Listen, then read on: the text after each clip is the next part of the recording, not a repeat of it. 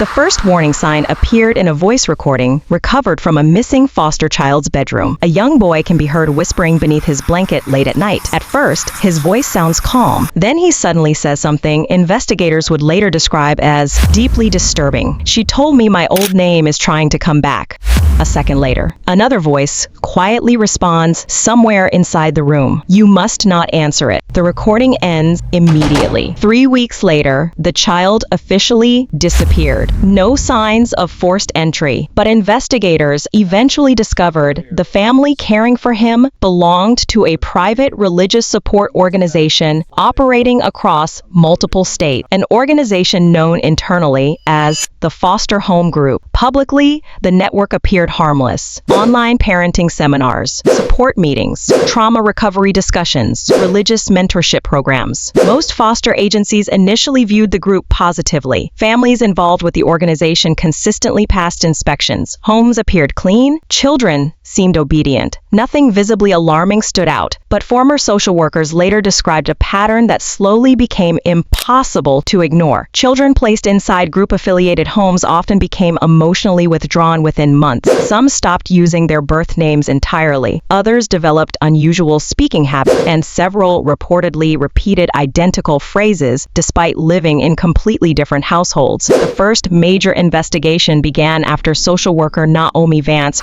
reviewed footage from a routine welfare visit in Ohio. At first, nothing looked unusual. 3 foster children sat quietly at a kitchen table drawing pictures, until Naomi noticed something strange. Every child was drawing the exact same house, windowless, black roof, single red door. When Naomi casually asked one girl where the house was located, the child immediately stopped drawing, then softly whispered, "That's where they take the names away." Naomi later attempted to ask follow-up questions, but according to her private notes, the children became visibly afraid whenever adults from the foster group entered the room. One boy reportedly stared at the floor the entire visit while repeatedly whispering numbers under his breath. Another child became distressed after accidentally saying her birth name aloud. A woman supervising the visit immediately interrupted her, not aggressively, calmly, almost rehearsed. She gently corrected the child by saying, "That person doesn't live here anymore." The deeper Naomi investigated the organization, the stranger the cases became. Children connected to the network often arrived at schools with shaved heads shortly after placement. Many no longer responded naturally to photographs. Several homes reportedly removed mirrors from bedrooms entirely, and according to leaked therapy reports later discussed online, some children appeared genuinely confused when asked about their identities before joining the group, as if older memories were being intentionally erased. But the most disturbing discovery came from a confiscated notebook found inside one foster home during an emergency inspection. Every page contained the same sentence, written repeatedly in childish handwriting.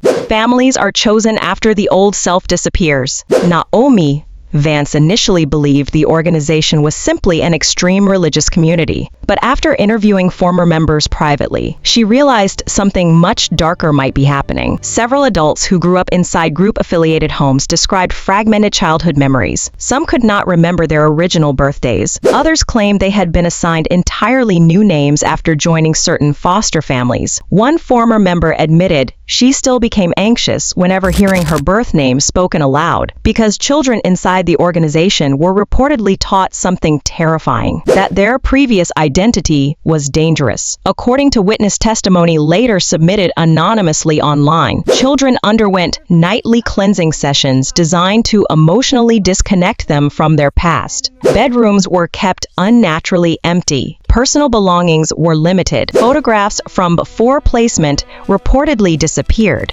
and every night before sleep, children repeated memorized phrases together. "We are safe after forgetting." Investigators eventually uncovered private audio recordings from one of these sessions. The recordings remain unofficially leaked online. Most contain only soft adult voices guiding breathing exercises, but hidden beneath the audio, children children can reportedly be heard crying quietly. One child repeatedly asks, "What happens if my old family remembers me?" Nobody answers. The investigation escalated after Naomi discovered several foster homes connected to the network shared unusual architectural similarities. Locked basement rooms, windowless interior spaces, heavy soundproofing installed behind walls.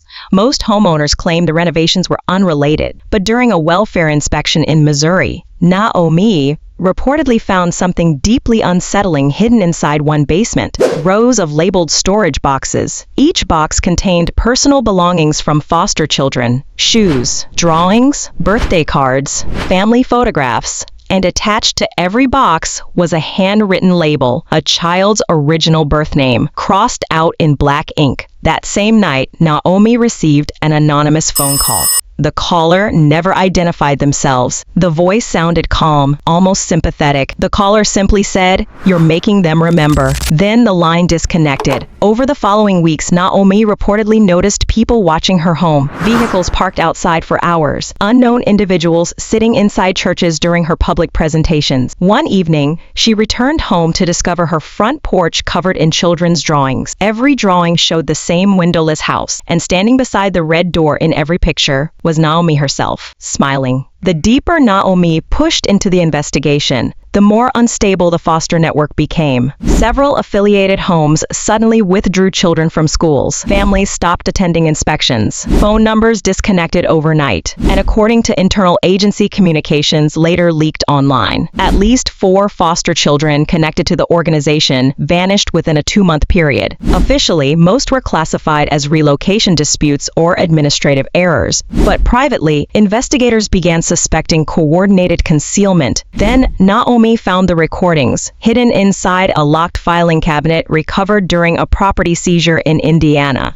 Dozens of cassette tapes labeled only with numbers, no names, no dates. The audio reportedly documented identity transition sessions. Most tapes began calmly, children answering questions, repeating affirmations, listening to soft music. But several recordings become increasingly disturbing. One child can reportedly be heard begging to keep his birth name. An adult voice calmly responds, "That child already left us." Another tape allegedly captures multiple children reciting sentences together in perfect synchronization. "We become real after forgetting." The final recovered recording disturbed investigators most, because midway through the session, a child suddenly asks a question no one expected. "Why do the people downstairs never speak?" The room reportedly becomes silent for several seconds. Then the tape abruptly ends. Authorities later searched the basement beneath that property. Publicly, no major findings were released. The lower level contained signs of long-term occupancy, mattresses, children's clothing, old ventilation systems, and near one concrete wall, hundreds of names scratched into the surface, some crossed out, some partially erased, others repeated multiple times. By that point, Naomi became convinced the organization was not simply manipulating foster children psychologically. It was systematically rebuilding identity itself. Children were reportedly encouraged to sever emotional attachment to previous lives entirely. New names, new routines, new histories, and according to several former members,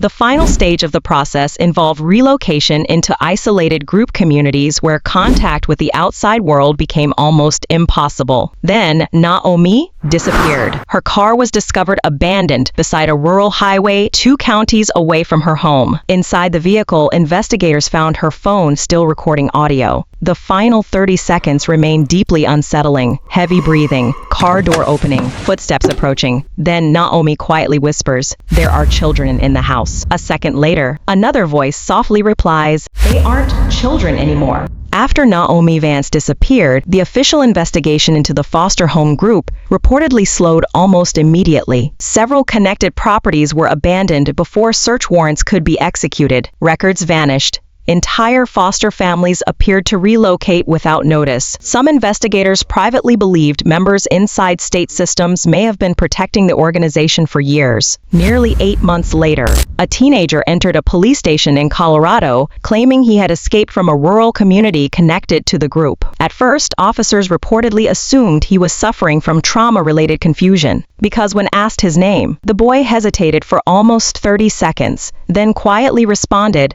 I had one before. The teenager described isolated homes hidden across multiple states. Children rarely attended public schools. Birth records were allegedly altered, and members were taught that their previous selves were spiritually dangerous. The teenager also described a place repeatedly referred to as the lower house, a large building where children who resisted identity transition were supposedly taken temporarily. When investigators later asked what happened there, the boy reportedly became visibly distressed. He refused to answer directly. Instead, he quietly asked, "Do mirrors still work normally for you?" Authorities never publicly confirmed whether the lower house existed. But years later, fragments of recordings connected to the investigation still circulate online.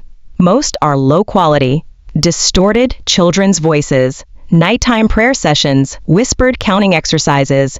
Yet, one recording continues disturbing listeners more than any other.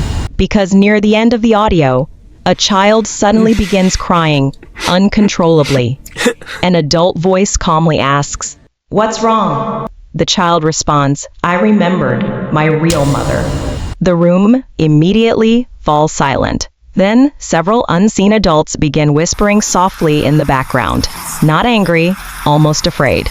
Moments later, the recording abruptly cuts off, but the final disturbing detail emerged years later during the demolition of an abandoned foster property in Kentucky. Workers reportedly discovered dozens of children's names written behind the bedroom walls. Most had been crossed out, except one, Naomi Vance.